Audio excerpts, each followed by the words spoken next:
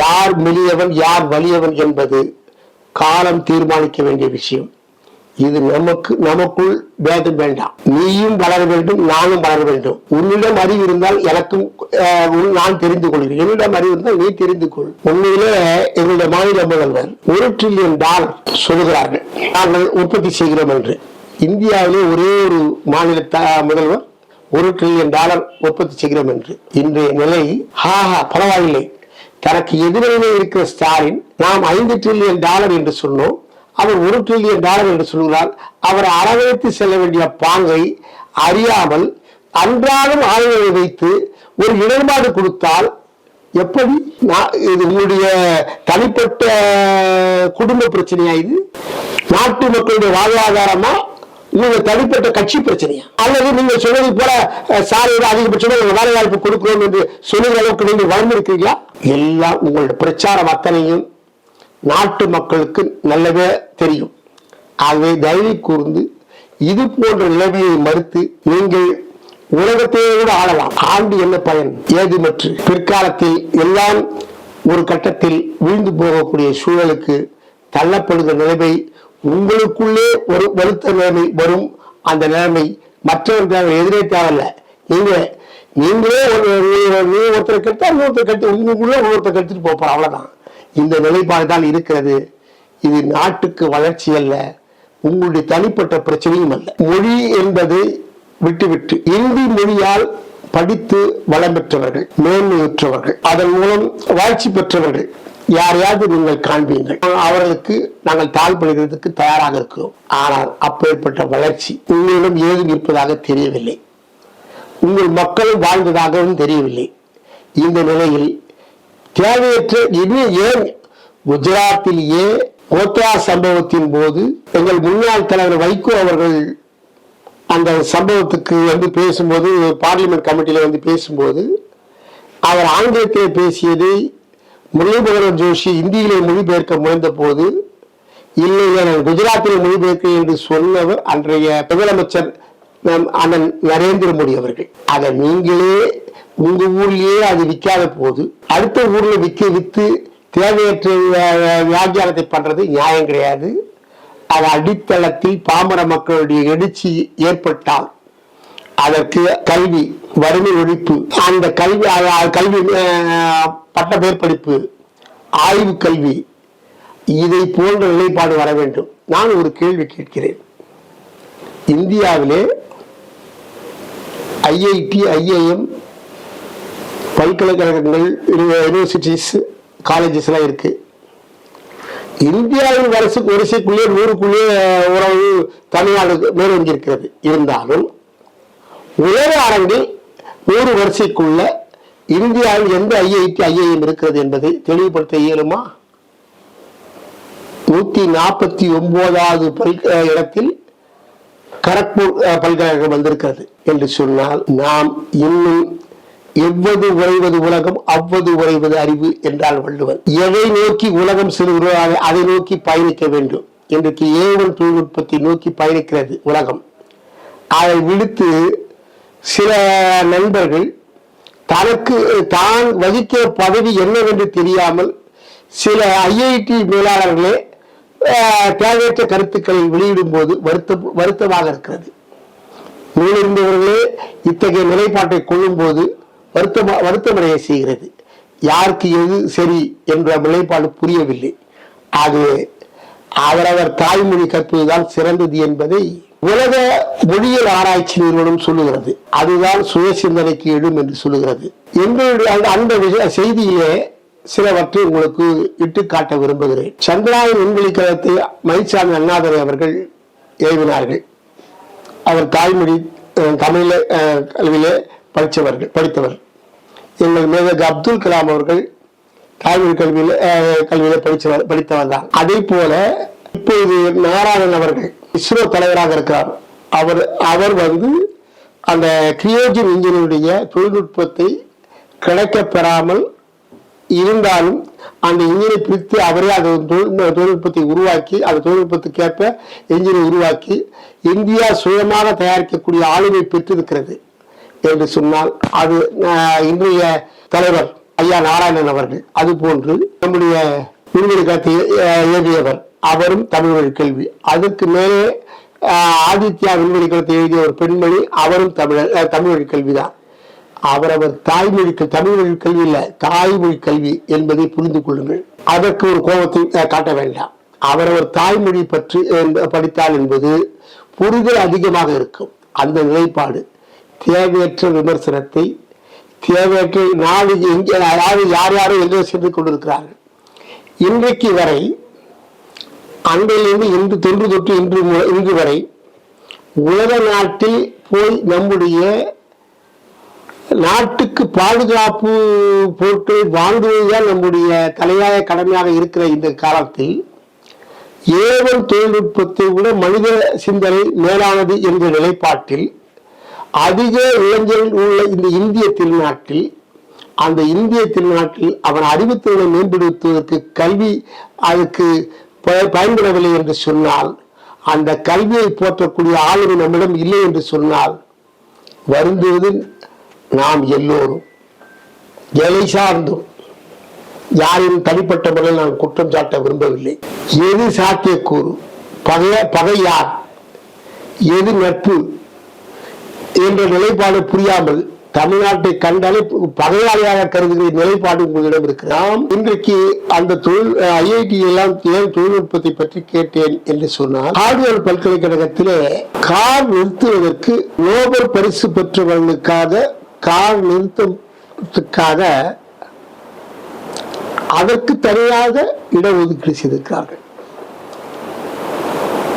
அப்ப அங்கே படிக்கிற பல்கலைக்கழக மாணவர்களுக்கு தான் நோபல் பரிசு கிடைக்கும் என்று சொன்னால், நம்முடைய நாட்டில் படிக்கிற மாணவர்களுக்கு அந்த அத்தகைய வளர்ச்சி ஏன் வரவில்லை என்பதை எண்ணி பார்க்கப்பட வேண்டும். சிங்கப்பூர் சிறிய நாடு. அந்த நாட்டில் உள்ள பல்கலைக்கழகம் உலக தரவரிசையில் 8வது இடத்தில் 3வது ஆண்டாக இருந்து கொண்டிருக்கிறது. சீனாவை பொறுத்தவரை ஒரு காலகட்டத்தில் ஒன்றுமில்லை. நம்மை போல மக்கள் தொகை பெருக்கம். இன்றைக்கு நம்மை விட மக்கள் தொகை அவர்கள் குறைந்து விட்டாலும் நாம் கூடிவிட்டோம். வளர்ச்சி, நம்முடைய வளர்ச்சி இதுல மட்டும்தான் இருக்கு, மக்கள் தொகையில மட்டும்தான்.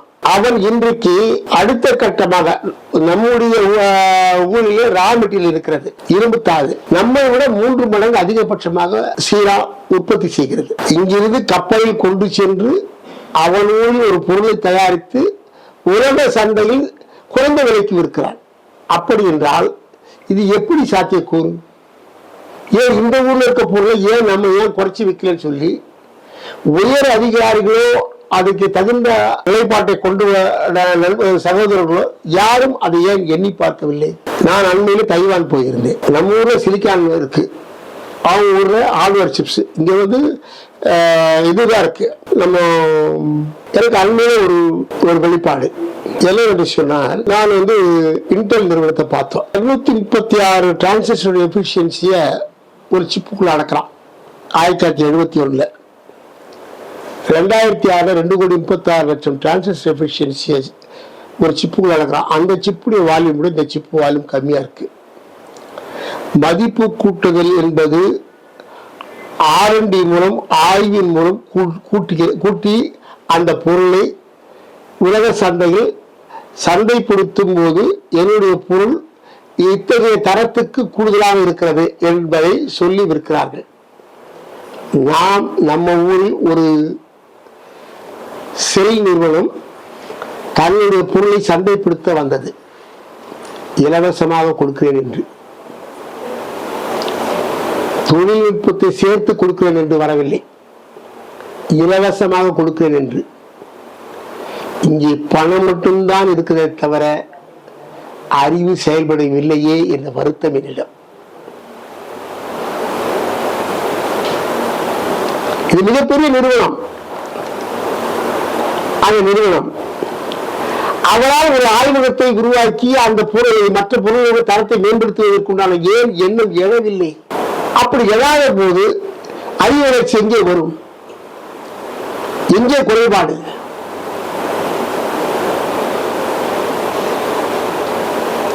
இல்லை என்று சொன்னால் நாளையே இன்றைக்கு படிக்கிற மாணவர்கள் அறிவில் சிறந்தவர்கள் இந்த நாட்டில் வருங்காலத்தில் வழி இல்லை என்று சொல்லி எங்கே வழி இருக்கிறதோ அங்கே அவர்கள் புலம்பெயர்ந்து சென்று விட்டால் இந்த நாட்டில் படித்து பட்டம் பெற்று இந்த நாட்டில் எல்லாவற்றையும் பெற்று அதன் பலத்தை வேற்றொரு நாட்டுக்கு ஆளாக்கும் போது நாம் என்றைக்கும் வேடிக்கை பார்க்கிற மனிதர்களாகத்தான் இருக்க முடியும். இதற்குண்டான தகுதியை உருவாக்குவதற்கு ஆள் இல்லையே. இன்றைக்கு தமிழ்நாட்டில் ஆசிய நிறுவனத்தோடு ஆய்வக தொழில்நுட்பத்தோடு இன்றைக்கு ஒப்பந்தம் போட்டிருக்கிறார் எங்களுடைய முதல்வர். இதற்கு கல்வித்துறை நிறுவனங்களுக்கு காசை கொடுப்பதற்கு ஒன்றிய அரசு ஏன் பகையாளியாக பார்க்கிறார்கள்? நாங்களும் இந்தியர்கள், நாங்கள் வேறு யாரும் இல்லை, நாங்கள் மனிதர்கள்.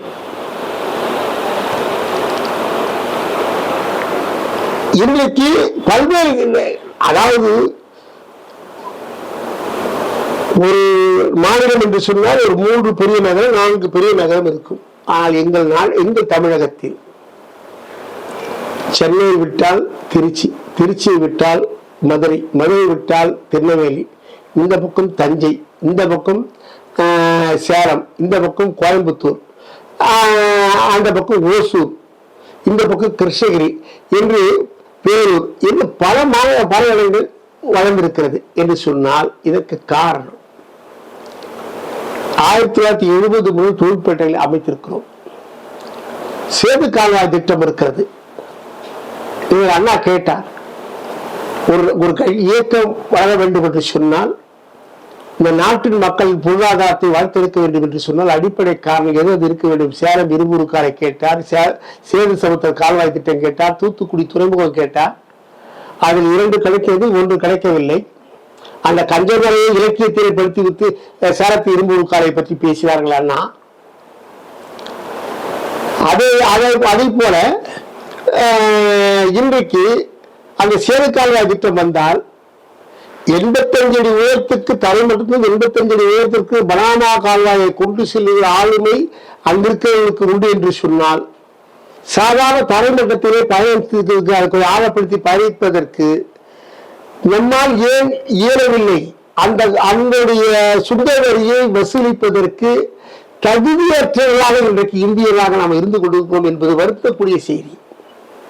ஒரு காலகட்டத்தில் ராமர் பாலம்,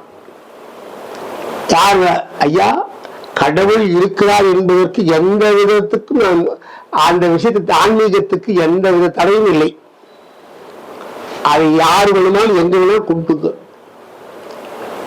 நம்முடைய அடுத்த கட்ட வளர்ச்சி, நம்முடைய மக்கள் வளர்ச்சி என்பது அந்த தலைவழியே வரும்பொழுது நாம் அங்கிருந்து சிப்காட் வச்சிருக்கோம். அந்த சிப்காட் மூலம் அந்த பொருளை அங்கேயே கொடுத்தோம் அப்படின்னா வெளிநாட்டு ஏற்றுமதியை கூடுதலாக்குவதற்குண்டான வாய்ப்பு கிடைக்குமே, பல துறைமுகங்கள் உருவாகுமே, மத்திய அரசுக்கு டோல் வருமானம் வருமே. இலங்கை சுற்றி செல்வதால் என்ன பயன்?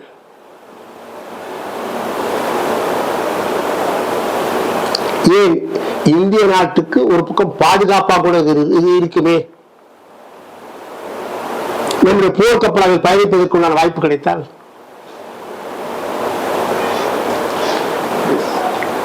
இவ்வளவு செய்தியை நாம் உள்ளடக்கி நம்முடைய மீனவர்கள் எப்படி வாழ வேண்டும், அந்த மீனவர்களுக்கு என்ன வழிமுறை, மற்ற நாட்டில் என்ன வழிமுறைகளை கொள்கிறார்கள், நாம் எத்தகைய வழிமுறை கொள்ளுகிறோம், இன்றைக்கும் பாய்மர படகையும் சாதாரண படகையும் பயணித்துதான் இந்த நாட்டினுடைய தலையெழுத்து என்று சொன்னால் எந்த விதத்தில் நியாயம்? அவர்களுக்கு ஒரு கூட்டுறவு மூலம் அவர்களுக்கு கூடுதல் வசதியை செய்து கொடுத்து ஏதாவது பண்ணுவது. ஆனால் இதுவரை பச்சைத்தீவு தாரை பார்த்து விட்டார்கள் காங்கிரஸ், அதை பத்தி இல்லை. பிடிச்ச மீனவர்களை சுட்ட மீனவர்களை இதுவரை கேட்கறதுக்கு அவருக்கு யோகியது இல்லை. அவன் இந்தியனா தமிழ்னான்னு எனக்கு தெரியல.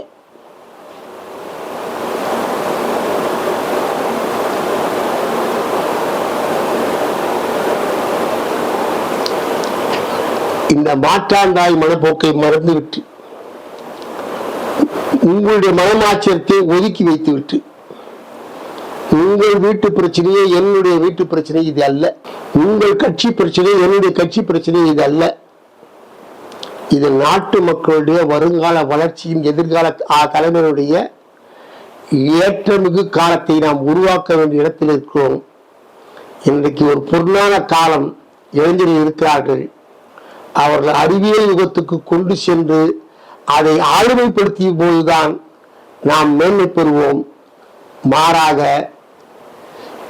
சிங்கப்பூர் எப்படி ஒற்றுமையுடன், பெரும்பான்மை சிறுபான்மை எல்லோரும் ஒற்றுமையுடன் வாழ்ந்து வளம் சேர்த்ததோ அந்த வளத்தை இந்திய நாடு சேர்த்தால் மதம் என்ற நிலை மாறி மனிதன் என்ற எண்ணத்தில் நாம் எதிர்காலத்தில் உயரக்கூடிய வாய்ப்பு கிடைக்கும். தேவையற்ற விவாதங்கள், அர்த்தமற்ற பேச்சுக்கள், நீங்கள் பேசுவதால் அதிகாரத்தில் இருப்பதால் நீங்கள் அனைத்து அறிந்தவர்களாக நீங்கள் கருதுவது, அதைதான் எங்கள் தமிழ் மூதாட்டி சொன்னால், கற்றது கைமண்ணளவு கல்லாதது உலகளவு. அந்த உலகளவு என்பதை அறியாத காரணத்தால் இஸ்ரேல் படும் பாடு, ஈரான் கொடுக்கும் பதிலடி, ஒவ்வொருத்தருக்கும் இந்த நிலைப்பாடு வந்த பிறகுதான் அறிந்து கொள்ள வேண்டும் என்று சொன்னால் அது சரியாக இருக்காது.